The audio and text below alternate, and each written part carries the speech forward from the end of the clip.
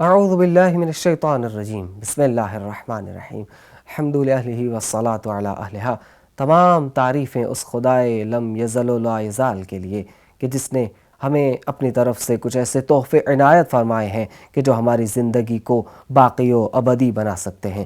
انہی میں سے ایک مرتبہ پھر ماہ مبارک رمضان جیسی ایک باعظمت نعمت ہمیں عطا فرمائی ہے۔ ایک مرتبہ پھر وہ فضا عطا فرمائی ہے کہ جس میں سانس لینا ہمارے لیے عبادت قرار دیا گیا ہے اور جس میں سونا ہمارے لیے تسبیح قرار دیا گیا ہے۔ ایک مرتبہ پھر اللہ تعالیٰ نے ہمیں وہ پرمسرت نعمات عطا فرمائی ہیں کہ جن کی وجہ سے اور جن کی بدولت ہم پورے سال کے گناہوں کا کفارہ ادا کر سکتے ہیں۔ شاید پچھلے برس کی وہ دعا قبول ہو گئی کہ جاتے جاتے ماہ مبارک رمضان سے ہم نے ایک مرتبہ یہی مانگا تھا کہ بار الہ یا تو ماہ مبارک رمضان کے جاتے ہی ہمارے گناہوں کو بخش دے یا پھر ایک مرتبہ پھر ماہ مبارک رمضان کو ہم سے روبرو کر دے۔ شاید وہ دعا مقام استجابت الہی تک پہنچ چکی ہے کہ اللہ تعالیٰ نے ہمیں ایک مرتبہ پھر وہ وقت عنایت فرمایا ہے کہ ہم مل بیٹھیں اور سوچیں کہ اللہ تعالیٰ نے ہمیں کیوں پیدا کیا تھا اور کیا جس مقصد کے لیے ہمیں پیدا کیا گیا تھا ہم اس مقصد کو پورا کر رہے ہیں یا نہیں۔ انہی کلمات کے ساتھ ہی خداوند متعال کی بارگاہ صد عظمت پناہ میں دعا کرتے ہیں کہ گناہوں کی عادت چھوڑا دے الہی، ہمیں نیک انسان بنا دے الہی، جو تجھ کو اور تیرے محبوب کو ہو قبول، ہمیں ایسا انسان بنا دے الہی۔ آج کے اس خوبصورت موضوع پر گفتگو کرنے کے لیے کہ ماہ مبارک رمضان کس طرح سے انسان اور ساز مہینہ ہے، ہم آج کے معزز مہمان کی طرف بڑھتے ہیں۔ ہمارے ساتھ موجود ہیں جناب مولانا محسن کاظمی صاحب۔ السلام علیکم ورحمۃ اللہ وبرکاتہ۔ آپ جان خیریت سے ہیں؟ الحمدللہ۔ ماہ مبارک رمضان کی ان پرمسرت اور باعظمت ساعتوں کی بہت بہت مبارکباد پیش آپ کو کرتے بھی ہیں۔ بہت مبارک ہو، بہت شکریہ، جزاکم اللہ۔ جی، تو پہلا سوال جیسا کہ میں نے عرض کیا، کس طرح سے ماہ مبارک رمضان کو ہم انسان ساز مہینہ کہہ سکتے ہیں؟ اعوذ باللہ من الشیطان الرجیم، بسم اللہ الرحمن الرحیم۔ بہت ہی خوبصورت سوال کہ کس طرح ہم اس مہینے کو انسان ساز مہینہ کہہ سکتے ہیں۔ اگر میں ایک ہی جملے میں بیان کر دوں تو قباحت نہیں کہ خدا اور خدائی کا پاس رکھنا، سبحان اللہ، یعنی حقوق اللہ اور حقوق العباد کا خیال رکھا جائے تو واقعاً انسان ساز مہینہ کہلوا سکتا ہے جب انسان اپنی پرورش کرتا ہے، کیونکہ قرآن مجید میں واضح اعلان ہے اس مہینے کی عظمت اور اس مہینے کی افادیت اور اس کے مقصد کی جانب اشارہ کرتے ہوئے ذات خداوندی نے ارشاد فرمایا، بسم اللہ الرحمن الرحیم، یا ایھا الذین آمنوا کتب علیکم الصیام کما کتب علی الذین من قبلکم لعلکم تتقون۔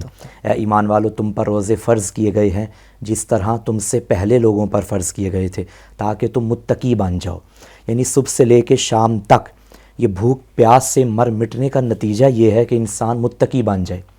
اب سوال یہ ہے کہ یہ روزہ، یہ بھوک، یہ پیاس، اس کا تقویٰ سے کیا تعلق ہے؟ میں پہلے ایک بات عرض کرتا چلوں کہ بدقسمتی سے ہماری حالت یہ بن چکی ہے کہ ہم اپنے معاشرے کو ٹھیک کرنے کی کوشش میں ہیں جبکہ پہلے ہمیں خود کو ٹھیک کرنا ہے۔ اپنی طرف توجہ بالکل نہیں، فلاں کیسا ہے، فلاں کیسا ہے، معاشرہ کیسا ہے، علاقہ کیسا ہے، ماحول اچھا نہیں۔ ماحول تب اچھا ہوگا جب ہم اچھے ہو جائیں گے۔ بہتر، بہت بہتر۔ خود کو جب تک ٹھیک نہیں کریں گے یقیناً معاشرہ بھی ٹھیک نہیں ہو سکتا۔ ٹھیک، اس میں میں ایک بات عرض کرتا چلوں کہ جب انسان خود پہ توجہ کرتا ہے، اپنے گناہوں کی طرف توجہ دیتا ہے، اپنے عیوب کی طرف نگاہ دراتا ہے، وہ کیا کسی نے بہت پیارا شعر کہا، پڑی جب اپنے گناہوں پہ نظر تو نگاہوں میں کوئی بھی برا نہ رہا۔ جب انسان خود کو دیکھتا ہے تو اس کے پاس اتنا ٹائم ہی نہیں، کیونکہ انسان خود عیوب، نقائص، گناہوں سے بھرا پڑا ہے، اس کے پاس اتنا وقت ہی نہیں کہ دوسروں کی جانب نظر اٹھا کے دیکھے۔ یہ روزہ انسان کو خود پہ نظر دوڑانے کا ایک موقع فراہم کرتا ہے۔ مثلا صبح سے لے کے شام تک آپ نے کیا کرنا ہے، وہ مبتلات روزہ جنہیں انجام دینے سے روزہ باطل ہو جاتا ہے ان سے تو بچنا ہی ہے۔ ان کے علاوہ بھی روزہ کسی چیز کا ہم سے تقاضا کرتا ہے۔ اس آنکھ کا بھی روزہ ہونا چاہیے، اس زبان کا بھی روزہ ہونا چاہیے، میرے کانوں کا بھی روزہ ہونا چاہیے، میرے ہاتھوں کا بھی روزہ ہونا چاہیے۔ صرف پیاس برداشت کر کے انسان تقویٰ کی منزل پہ فائز نہیں ہوتا، بلکہ آنکھوں کو کنٹرول کر کے انسان متقی بنتا ہے، اس زبان کو کنٹرول کر کے انسان متقی بنتا ہے۔ میں نے روزہ رکھا ہے، جب میری نظر مقصد روزہ پہ ہوگی کہ یہ روزہ مجھے تقویٰ تک لے کے جانے کا ایک ذریعہ ہے، تو میں سارا دن اس بات پہ توجہ کروں گا کہ جب میں بازار میں چلوں میری نگاہ اٹھے تو کہاں اٹھے؟ وہاں اٹھے جہاں میرا خدا راضی ہو، میری زبان بولے تو وہاں بولے جہاں میرا خدا راضی ہو۔ جب میں سر تپاؤں، اپنا سارا وجود ذات خدا کی مرضی کے مطابق استعمال کروں گا، تو یقیناً یہ وہ روزہ ہے کہ جو ہمیں تقویٰ تک لے جائے گا۔ یعنی لطف پروردگار یہ ہے کہ بہت سی چیزیں چھوڑنی ہیں، کرنا زیادہ کچھ نہیں ہے۔ جی چھوڑنی، میں دیکھیں نا، ایک جسمانی بیماری ہوتی ہے، ایک روحانی بیماری ہوتی ہے۔ جس طرح ہمارے معاشرے میں جسمانی بیماریوں کے معالج ڈاکٹر طبیب موجود ہیں، ان طبیبوں کے حکم پہ ہم وہ چیزیں چھوڑ دیتے ہیں جو ہمیں پسند ہیں۔ صحیح، کیوں؟ ڈاکٹر نے کہہ دیا کہ بھائی یہ استعمال کرو گے تو بیماری بڑھ جائے گی، اس کو چھوڑو گے، اسے ترک کرو گے تو شفا پالو گے۔ اب ہمیں کوئی چیز بھلے کتنی ہی اچھی لگتی ہو ہم چھوڑ دیں گے کیونکہ ڈاکٹر نے کہا۔ اب ڈاکٹر جو کہہ رہا ہے کہ یہ ترک کرنے سے آپ کو شفا مل جائے گی، 100% امکان نہیں ہے کہ واقعاً شفا ملے گی۔ بہتر، ٹھیک، ہاں 90% کہہ سکتے ہیں، ایک سبب کہہ سکتے ہیں کہ یہ سبب ہے ہماری شفا کا۔ تو مجھے بتائیے وہ خدا جس کے حکم میں، جس کے کلام میں، جس کی بات میں 1% بھی شک نہیں کیا جا سکتا، بلکہ جو کلام خدا میں شک کرے وہی شکی بنتا ہے، وہ خدا کہہ رہا ہے کہ ان چیزوں سے پرہیز کرو، تم روحانی بیماریوں سے شفا پالو گے۔ بہتر، روحانی بیماریوں کو انسان جب تک دور نہیں کرے گا تب تک انسان خود کو پہچان نہیں پائے گا۔ جب خود کو پہچانے گا تو انسان ساز بنے گا، اور یہ بہترین موقع ہے انسان کو انسان بنانے کا۔ اچھا، پورا سال مثلاً ہمارے پاس فرصت نہیں ہوتی، ہم بہت زیادہ مصروف رہتے ہیں، مشغول رہتے ہیں، جیسے آپ نے فرمایا دوسروں پر زیادہ توجہ ہوتی ہے خود کی نسبت، تو ماہ مبارک رمضان آپ نے بتایا بہت اچھا ایک موقع ہے خود پہ نظر کرنے، عبادت پہ ہم نے کچھ بات کی ہے، خدائی کو ہم کس طرح انسان سازی کا حصہ کہہ سکتے ہیں؟ جب تک انسان ان تمام احکامات پر عمل نہ کرے جن کا حکم خدا کی ذات نے ہمیں دیا ہے، مثلا جن کا تعلق حقوق اللہ سے ہے، جی، نماز، روزہ، حج و زکوٰۃ اگر واجب ہیں تو انہیں انجام دینا ضروری ہے اپنی جگہ۔ اور یہ ماہ مبارک وہ عظیم مہینہ ہے کہ جس میں حقوق اللہ کو بھی 4 چاند لگ جاتے ہیں، آپ کی عبادات کے اجر میں بھی اضافہ ہو جاتا ہے اور خود بخود ہو جاتا ہے۔ اس مہینے کی افادیت اور اس کی رحمتوں اور برکتوں کا نتیجہ ہے۔ دیکھیے جو عمل بھی کیا جائے اس عمل پہ، انسان کے کردار پہ، انسان کی شخصیت پہ زمان کا بھی اثر ہوتا ہے، مکان کا بھی اثر ہوتا ہے۔ اب 2 رکعت نماز، مختصر سی نماز اگر اپنے گھر میں پڑھتے ہیں، وہی نماز اگر مسجد میں پڑھیں تو اس کے اجر میں تبدیلی آ جائے گی، اضافہ ہو جائے گا۔ وہی نماز اگر آپ جامع مسجد میں جا کے ادا کریں تو اس کے اجر میں مزید اضافہ ہو جائے گا، اور وہی نماز اگر آپ بیت اللہ میں جا کے ادا کریں تو اضافہ ہو جائے گا۔ اسی طرح زمان کی بھی بات، اگر ایک عبادت آپ باقی ایام میں کرتے ہیں، باقی مہینوں میں کرتے ہیں، شاید وہ اجر نہ ملے جو ماہ رجب، ماہ شعبان اور ماہ رمضان میں ملے گا۔ ماشاءاللہ، ایک عمل آپ کسی بھی شب میں کرتے ہیں، شاید وہ اجر نہ ملے جو شب جمعہ کرنے کا ملے گا۔ یعنی میں کیا یہ کہہ سکتا ہوں کہ یہی کوشش انسان سازی کے حوالے سے، جو ہم خود سازی کے حوالے سے اگر باقی مہینوں میں کریں ان کا اثر شاید اتنا نہ ہو کہ جتنا ماہ مبارک رمضان۔ جی بالکل بالکل، دیکھیے اس مہینے کے بارے میں حکم ہے کہ اس مہینے کے دن باقی دنوں سے افضل، اس مہینے کی راتیں باقی راتوں سے افضل، اس مہینے کے لمحات باقی مہینوں کے لمحات سے افضل، ایون کہ اس مہینے میں سو جانا بھی عبادت، ماشاءاللہ، اس مہینے میں سانس لینا بھی آپ کا تصویر شمار کیا جاتا ہے۔ تو اس مہینے میں چھوٹے سے چھوٹے عمل کو، مختصر سے مختصر عمل کو بھی مختصر نہیں سمجھنا چاہیے، ہر عمل پہ توجہ ہونی چاہیے، ہر مختصر عمل کو بڑا عمل سمجھ کے جس قدر آپ کا عمل معرفت الہی سے لبریز ہوگا وہ اس قدر آپ کو خدا کی بارگاہ میں بلند ترین بناتا چلا جائے گا۔ ان اکرمکم عند اللہ اتقاکم، اللہ کے نزدیک صاحب عزت وہ ہے جو تقوی میں بلند ہے اور روزہ متقی بنانے کے لیے آیا ہے۔ جس قدر آپ اس مہینے میں اعمال پہ توجہ رکھیں گے، اعمال کی افادیت، اعمال کی روحانیت، اعمال کے نتائج پہ غور کریں گے، اور جس قدر آپ کی نیت میں معرفت الہی ہوگی وہ عمل آپ کو خدا کے قریب ترین لیتا چلا جائے گا۔ مثال کے طور پہ ایک واقعہ میرے سامنے آ گیا کہ مسجد نبوی میں نبی کریم صلی اللہ علیہ وسلم تشریف فرما تھے کہ صحابہ کرام رضوان اللہ علیہم اجمعین کا مجمع تھا، اور پاک پیغمبر نے سوال کیا کہ کون ہے تم میں سے جو سارا سال روزے رکھتا ہے؟ دوسرا سوال، کون ہے تم میں سے جو ساری رات عبادت خداوندی میں گزارتا ہے۔ تیسرا سوال، کون ہے تم میں سے جو روزانہ ختم قرآن کرتا ہے؟ تمام صحابہ کرام خاموش ہو گئے کہ بھائی کون ہے ہم میں سے جو روزانہ ختم قرآن بھی کرتا ہے، ساری رات ڈیلی یعنی ہر رات عبادت خدا میں گزارتا ہے اور سارا سال روزے بھی رکھتا ہے۔ حضرت سلیمان محمدی کھڑے ہو گئے، فرمایا یا رسول اللہ میں ہوں۔ پیغمبر تو جانتے تھے، لیکن باقی صحابہ پریشان حیران کہ سلیمان کو تو ہم نے کئی مرتبہ دن میں کھاتے دیکھا، سلیمان کو ہم نے کئی مرتبہ رات کو سوتے دیکھا، اور ہم نے نہیں دیکھا کہ سلیمان ڈیلی قرآن ختم کرتے ہوں۔ تو نبی جانتے تھے، نبی نے فرمایا سلیمان بتائیے کس طرح آپ روزانہ ختم قرآن پڑھتے ہیں، کس طرح آپ ہر رات عبادت خداوندی میں گزارتے ہیں، اور کس طرح سارا سال روزے میں گزارتے ہیں۔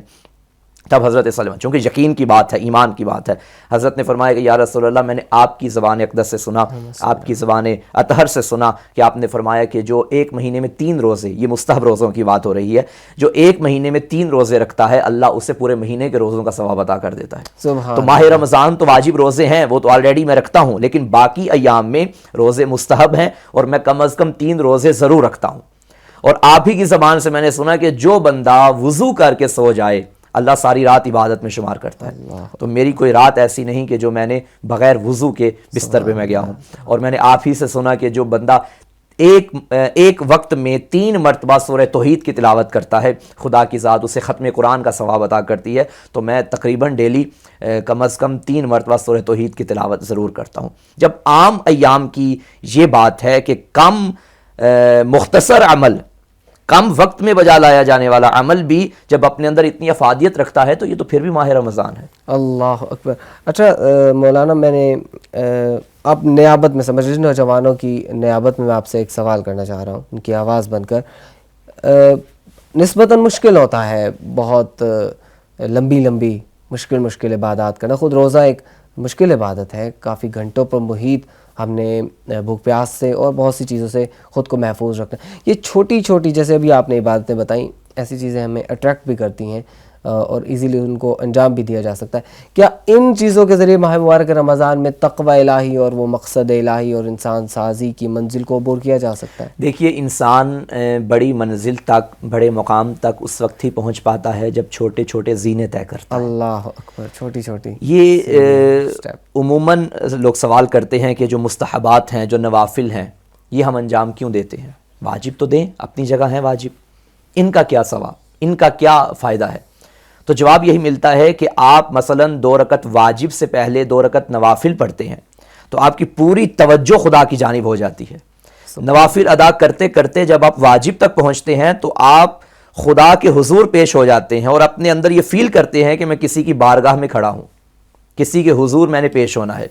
اسی طرح چھوٹے چھوٹے اعمال بھی انسان کو خدا کے قریب ترین لے جاتے ہیں۔ اگر آپ کسی مستحب عمل پہ بھی دیکھیں، خدا کی ذات نے اگر کسی مستحب عمل کا بھی حکم دیا ہے تو وہ بھی کسی حکمت سے خالی نہیں ہے۔ یہاں تک حکم ہے کہ جب آپ راستے میں چل رہے ہوں تو پتھر بھی ملے تو اسے بھی ہٹاؤ۔ ممکن ہے یہ مستحب عمل، یہ چھوٹا سا عمل نہ جانے کسی کو کسی بڑے نقصان سے بچانے کا ایک سبب بن سکے۔ یعنی چھوٹے اور بڑے کا معیار ہمارا ہو سکتا ہے مختلف ہو، چھوٹا خدا کے ہاں بڑا ہو۔ جی، یہ آپ کی نیت پہ ڈیپینڈ ہے۔ نیت بڑی ہوگی تو چھوٹا عمل بھی خدا کی بارگاہ میں بڑا ہو جائے گا۔ سبحان اللہ، سبحان اللہ۔ روایات بھی ہیں کہ اب دیکھیے، بظاہر ایک چھوٹا عمل ہے، مختصر عمل ہے، مگر معصوم نے فرمایا من بکا او ابکا او تباکا وجبت لہ الجنہ، جو غم حسین میں روئے، رلائی یا رونے کی شکل بنائے اس میں جنت واجب۔ بھائی اتنا مختصر عمل اور جزا اتنی زیادہ۔ جس قدر آپ کے عمل میں معرفت ہوگی وہ عمل بارگاہ الہی میں بلند ترین ہوتا چلا جائے گا۔ کیوں فرمایا ضربۃ علی یوم الخندق افضل من عبادت ثقلین؟ معلوم ہوا پوری کائنات کے سجدوں میں وہ معرفت نہیں تھی جو علی ولی کی ایک ضربت میں وہ معرفت الہی تھی۔ تو علی کی ایک ضربت ثقلین کی عبادتوں سے افضل ہو گئی۔ ایک عمل ہے مختصر، ایک مرتبہ قبر حسین کا طواف، قبر حسین کی زیارت کرنے سے 70 مقبول حجوں کا ثواب ملتا ہے۔ سبحان اللہ، سبحان اللہ۔ اس کا مطلب ہے عمل مختصر ہے مگر اتنا زیادہ اجر کیوں؟ کیونکہ عمل میں جب معرفت ہوگی تو یقیناً اس کا اجر بھی ہوگا۔ تو آپ نے جو جملہ آغا جان کہا کہ معرفت الہی ہونا لازمی ہے، یہ جو سعادتیں ہیں ان کے حصول کے لیے، آغا جان یہ جو میں سوال کرنا چاہ رہا تھا کہ ایک نوجوان کی حیثیت سے جب ہم دیکھتے ہیں تو عبادات کی طرف بھی ماہ مبارک رمضان کی برکت سے کچھ توجہ زیادہ ہو جاتی ہے، تو خدا سے قرب میں ہم اس مہینے کی سعادتوں اور برکتوں کو کس طرح سبب بنا سکتے ہیں؟ ایک نوجوان خدا کی جانب سے عظیم تحفہ ہے جوانی. سبحان اللہ. جوان جب گناہ کرتا ہے تو وہ بھی عروج کا، اور جب نیکی کرتا ہے تو وہ بھی اپنی مثال. اللہ اکبر. عموماً نیگیٹو سوچا جاتا ہے کہ ہمارے جوان کے اندر گناہ کرنے کی طاقت ہے، لیکن میں کہوں گا کہ پازیٹیو جانب آؤ. جہاں گناہ کرنے کی طاقت ہے وہاں نیکی کرنے کی بھی طاقت ہے. اللہ نے انسان کو صحت عطا کی ہے، اللہ نے انسان کو طاقت عطا کی ہے، جوان کو طاقت عطا کی ہے. یہ جوان اس طرح عبادت کر سکتا ہے جس طرح ایک ضعیف نہیں کر سکتا. بڑی پیاری حدیث مولا امیر کائنات علی بن ابی طالب علیہ السلام کی، مولا فرماتے ہیں کہ 6 چیزیں اچھی ہیں، 6 افراد انجام دیں تو بہت اچھی ہیں. سبحان اللہ. فرمایا عدل اچھی چیز ہے، حاکم وقت عادل ہو تو بہت اچھا ہے. سخاوت اچھی چیز ہے، صاحب مال سخی بن جائے تو بہت اچھا ہے.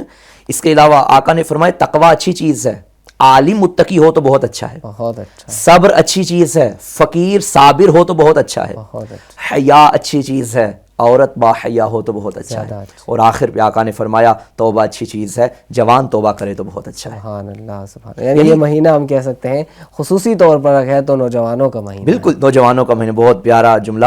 یعنی نوجوان کو ایک بہترین موقع ملتا ہے توبہ کرنے کا، اور توبہ کرنے سے خدا کی ذات جس قدر خوش ہوتی ہے کہ میرا بندہ پلٹ کے میری بارگاہ میں آ گیا. اور جب جوان آدھی رات کو اٹھ کے نماز شب ادا کرتا ہے یا نماز فجر ادا کرتا ہے، اپنا گرم بستر چھوڑ کے سردی کے موسم میں جب ادا کرے تو خدا کی ذات اس مقام پہ ناز کرتی ہے.